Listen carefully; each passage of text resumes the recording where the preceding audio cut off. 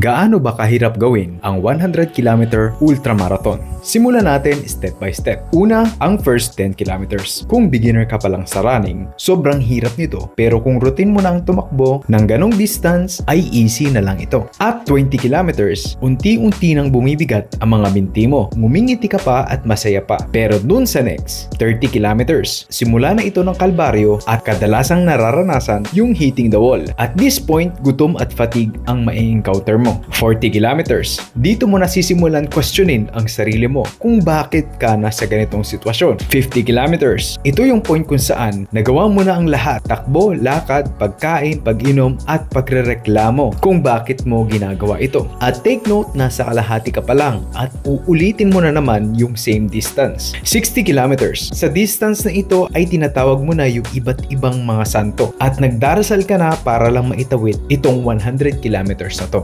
70 kilometers, kung wala kang kausap during the race, unti-unti mo nang kinakausap ang sarili mo. 80 kilometers, dito na yung complete silence. Wala ka na sa mood kausapin. 90 kilometers, face na majority ay lakad. Sobrang exhausted at pagod, pero alam mong konti na lang at matatapos na rin ang paghihirap na to. 100 kilometers, this is when you get the reward after those physical and mental battles. One of the proudest moments ng buhay mo.